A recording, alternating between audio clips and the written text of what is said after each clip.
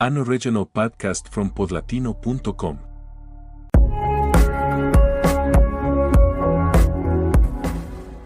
He never thought of himself as a writer.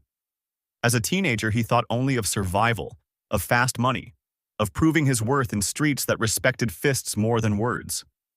School was background noise, books were burdens. The only sentences he cared about were the ones handed down in courtrooms, and eventually, one of them became his own. The crime was violent, the sentence severe. Decades behind bars stretched before him like an endless corridor. At first, he carried his rage like a weapon. He fought, he shouted, he cursed the walls. But prison has a way of breaking men or forcing them to find another way to live inside the cage. In the library, dusty and half-forgotten, he stumbled on a collection of poems. At first, he laughed. What could words do against steel bars? But curiosity tugged at him.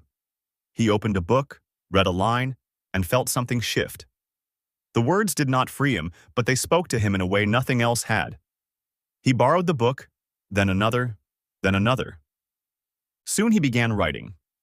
At first, scribbles on scraps of paper, angry verses, clumsy rhymes, broken lines. But slowly, discipline entered. The same energy he once poured into violence, he poured into crafting stanzas. Guards found him sitting in his cell long after lights out, whispering words to himself. Inmates who once feared him began asking to hear his poems. Some laughed, but others listened, truly listened, as he read about guilt, regret, longing, and dreams. Years passed, and his notebooks multiplied. He sent them to small magazines.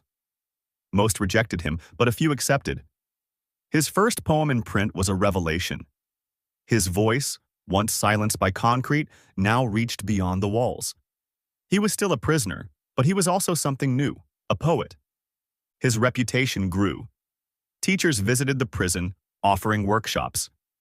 He joined eagerly, learning form and technique. He discovered Neruda, Hughes, Whitman. He began to believe that even a man in chains could hold beauty in his hands. When his release finally came, the world outside felt alien. Streets had changed, technology advanced, faces grown old. But one thing remained: his notebooks. He carried them like scripture. At first, no one wanted to hear from him. Employers turned him away. Neighbors remembered only his crimes. But in community centers, in schools, in juvenile halls, he found an audience. Kids who lived on the same edge he once did listened when he spoke, not because he preached, but because he recited. His poetry was raw, unpolished, truthful. He told them the cost of violence, the emptiness of prison, the miracle of words. Soon, he was invited to read publicly. Crowds gathered. His books were published. Journalists called him the prison poet, a name he accepted not as shame but as truth.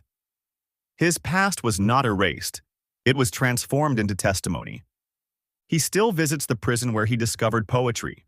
He walks through the gates not as an inmate, but as a mentor. He tells men serving long sentences that words can be keys, that language can break walls even when the body cannot.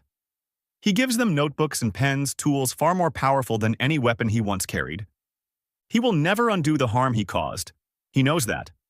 But he has chosen to honor the lives broken by his violence by building new ones through poetry. Each verse he writes is both apology and offering. The man who entered prison as a criminal left it as a poet. His second chance was not freedom alone. It was the power to turn pain into purpose and silence into song.